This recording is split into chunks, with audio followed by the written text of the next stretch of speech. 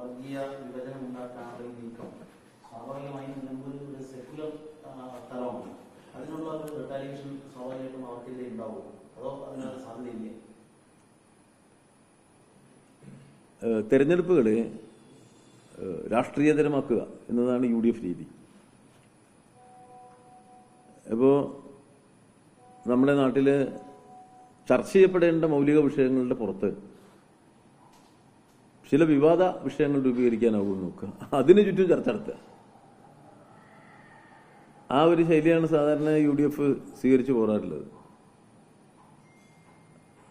അത് അംഗീകരിക്കപ്പെടുന്നില്ല എന്നത് തന്നെയാണ്. നിലമ്പൂർ അതിൻ്റെ എല്ലാ കാലത്തും സെക്കുലർ മനോഭാവം പുലർത്തിയിരുന്നതാണ്. നമ്മുടെ കാലത്തിൻ്റെ മുമ്പേ സഞ്ചരിച്ച സാധാരണക്കാരൻ നാട്. ഇപ്പോൾ കലാകാരന്മാർ സാധാരണ നമ്മളൊരു ഉന്നത അക്കാദമിക് ബിരുദങ്ങൾ, സർവകലാശാലകൾ അവിടുന്ന് രൂപപ്പെടുക. എന്നാൽ തെരുവിൽ നിന്നും തൊഴിലാളികൾക്കിടയിൽ നിന്നും ഏറ്റവും കൂടുതൽ കലാകാരന്മാരുണ്ടായ ഒരു നാടാണ് നിലമ്പൂർ.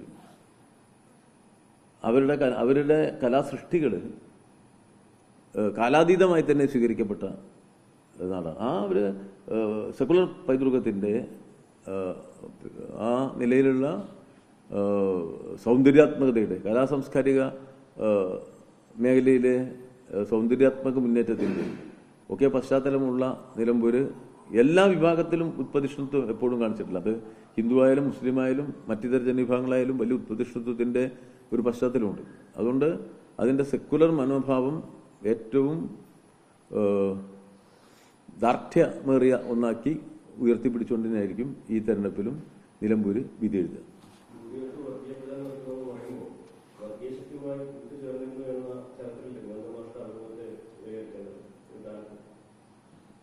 അത് ഗോവിന്ദന്മാരുടെ ഒരിക്കലും വർഗീയ ശക്തികളെ ശക്തിപ്പെടുത്തുന്ന നിലപാട് ഞങ്ങൾ സ്വീകരിച്ചു എന്ന് പറഞ്ഞിട്ടില്ല. അങ്ങനെയൊന്നും പറയില്ല, അങ്ങനെ പറഞ്ഞിട്ടുമില്ല. അദ്ദേഹം തന്നെ വ്യക്തമാക്കിയല്ലോ.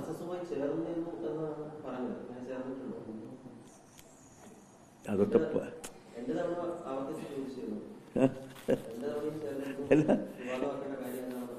അതാണ് ചോദ്യം. വിവാദ സാധ്യതകളിലെ ഒരു നിലപാട് ഞങ്ങൾ സ്വീകരിച്ചിട്ടില്ല, അതാണ് കാര്യം. മറ്റതൊക്കെ ഞങ്ങൾ CPM-നെപ്പോഴും ഇടതുപക്ഷത്തിനെപ്പോഴും വ്യക്തതയുള്ള രാഷ്ട്രീയ നിലപാടുകളുണ്ട്. ആ വ്യക്തതയുള്ള രാഷ്ട്രീയ നിലപാടുകളുടെ അടിത്തറ സാധാരണക്കാരായ മനുഷ്യൻ്റെ ജീവിത താല്പര്യങ്ങളാണ്. ഞങ്ങളുടെ ഏത് രാഷ്ട്രീയ നിലപാടിലും സ്വാർത്ഥ താല്പര്യമില്ല, വ്യക്തി താല്പര്യമില്ല. അതൊക്കെ നമ്മുടെ സമൂഹ താല്പര്യത്തെയാണ് പ്രതിനിധാനം ചെയ്യുക. സമൂഹത്തിലെ സാധാരണ മനുഷ്യന് പ്രയാസമുണ്ടാക്കുന്ന ഘടകങ്ങൾ ശക്തിപ്പെടാതിരിക്കാനുള്ള താല്പര്യത്തോടു കൂടിയാണ് ഞങ്ങളുടെ രാഷ്ട്രീയ നിലപാടുകളെ ഞങ്ങൾ തയ്യാറാക്കുന്നത്. ഇവിടെ ഒരു ഘട്ടത്തിലും ഒരുതരം വർഗീയതയുമായുള്ള സൗഹൃദത്തിലൂടെ രാഷ്ട്രീയ ലാഭം ഉണ്ടാക്കുന്ന പ്രവർത്തന ശൈലി ഇടതുപക്ഷം സ്വീകരിച്ചിട്ടില്ല. അത് വസ്തുതയാണ്. ചരിത്രത്തിൽ നിങ്ങൾക്കത് കാണാൻ കഴിയില്ല. ഏത് തീരുമാനം എടുക്കുമ്പോഴും ഞങ്ങൾ നന്നായി സൂക്ഷിക്കും.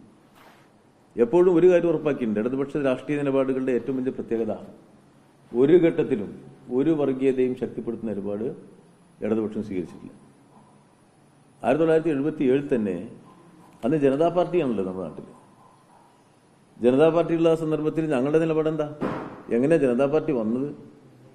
ജനതാ പാർട്ടിയിൽ സംഘടനാ കോൺഗ്രസ്സുകാരുണ്ടായിരുന്നു, അന്നത്തെ ജനസംഘക്കാരുണ്ടായിരുന്നു, സോഷ്യലിസ്റ്റുകാരുണ്ടായിരുന്നു, സ്വതന്ത്ര പാർട്ടിക്കാരുണ്ടായിരുന്നു. ഇതെല്ലാം ചേർന്നൊരു പാർട്ടിയാവാ അടിയന്തരാവസ്ഥ കാല. കമ്മ്യൂണിസ്റ്റുകാരെയും കൂട്ടാമെന്ന് അവർ പറഞ്ഞു. ഞങ്ങളുടെ നിലപാടെന്തായിരുന്നു? RSS അതിനകത്തുണ്ട് എന്ന ഒറ്റ കാരണത്താൽ അത്തരം രാഷ്ട്രീയ കൂട്ടായ്മയിൽ പങ്കെടുത്തില്ല ഇടതുപക്ഷം. അതാ ഇടതുപക്ഷ നിലപാട്. അങ്ങനെ ഉണ്ടായിരുന്നു. 1989 VP സിംഗ് ഗവൺമെന്റ് ഉണ്ടാക്കിയില്ലേ? ഞങ്ങളെ മന്ത്രിസഭയിലേക്ക് ക്ഷണിച്ചു. ഞങ്ങൾക്ക് ഒറ്റ കണ്ടീഷൻ ഉണ്ടായിരുന്നു, ഞങ്ങൾ മന്ത്രിസഭയിലേക്കില്ല. EMS പറഞ്ഞു ഞങ്ങൾ മന്ത്രിസഭയിലേക്കില്ല, BJP-യെയും ആ മന്ത്രിസഭയിൽ ഉൾക്കൊള്ളിക്കാൻ പാടില്ല. ശരിയായ നിലപാടില്ലേ? നമ്മുടെ നാട്ടിൽ ശക്തമായ സോഷ്യലിസ്റ്റ് അടിത്തറയുള്ള പ്രസ്ഥാനങ്ങളുണ്ടായിരുന്നു. അത് ജയപ്രകാശ് നാരായൺ ജീവിച്ചിരിക്കുന്ന കാലത്താണ്. അവര് RSSുമായി സഹകരിക്കാൻ സന്നദ്ധമായപ്പോൾ ഞങ്ങൾ നൽകിയ മുന്നറിയിപ്പ് എന്താ? ആ സഹകരണം നമ്മുടെ സമൂഹഘടനയിലെ പുരോഗമന രാഷ്ട്രീയത്തെയാണ് ദുർബലപ്പെടുത്തുക. അതുപയോഗിച്ച് ഹിന്ദു വർഗീയത ശക്തിപ്പെടും. ആ ജാഗ്രതയോടുകൂടിയല്ലാതെ ഒരു സന്ദർഭത്തിലും ഹിന്ദു വർഗീയത ശക്തിപ്പെട്ടാൽ ഇന്ത്യ രാജ്യത്തുണ്ടാവുന്ന ആപത്തിനെക്കുറിച്ച്, അതുണ്ടാക്കാൻ പോകുന്ന അപകടകരമായ പ്രത്യാഘാതങ്ങളെക്കുറിച്ച് എപ്പോഴും ജനങ്ങൾക്ക് മുന്നറിയിപ്പ് നൽകിയിട്ടുള്ള പാർട്ടിയാണ് ഇടതുപക്ഷം. ഞങ്ങൾ ഏതെങ്കിലും ഒരു പ്രത്യേക മതത്തിന്റെ കാഴ്ചപ്പാടിലൂടെയല്ല സമൂഹത്തെ കണ്ടിട്ടുള്ളത്. സമൂഹത്തിലെ എല്ലാ മതവിഭാഗങ്ങളിലും പെട്ട അതിസാധാരണക്കാരനായ മനുഷ്യനെ ഒരുമിപ്പിക്കുക എന്ന രാഷ്ട്രീയ നിലപാടാണ് എല്ലാ കാലത്തും CPM സ്വീകരിച്ചിട്ടുള്ളത്. അത് എല്ലാ മതവുമായും ബഹുമാനപൂർവമായ നിലപാടാണ് ഞങ്ങൾക്കുള്ളത്. ഞങ്ങൾ ഹിന്ദു വിരുദ്ധമെന്നോ മുസ്ലിം വിരുദ്ധമെന്നോ ക്രിസ്ത്യൻ വിരുദ്ധമെന്നോ ഉള്ള നിലപാട് ഞങ്ങൾക്കില്ല. എല്ലാ മതത്തിന്റെയും ആളുകൾ അതിൽ ആ മതത്തിൽപ്പെട്ടവർ അവരിൽ മഹാഭൂരിപക്ഷവും സാധാരണക്കാരാണ്. അതുകൊണ്ട് ആ സാധാരണക്കാരെയാണ് ഞങ്ങൾ കാണുക. മതാധിഷ്ഠിത വീക്ഷണത്തിലൂടെയല്ല, എല്ലാ മതത്തിലും പെട്ട പാവപ്പെട്ടവരെ ഒന്നിപ്പിക്കുക എന്ന രാഷ്ട്രീയ നിലപാടാണ് ഞങ്ങളുടേത്. അതിൽ സാമ്പത്തികമായി താഴേക്കിടയിലുള്ളവരുടെ ഉന്നമനത്തിന് ഉതകുന്ന പ്രതിരോധ പ്രക്ഷോഭ പ്രവർത്തനങ്ങൾ നടത്തലാണ് ഞങ്ങളുടെ സാധാരണ രാഷ്ട്രീയ സമീപനം.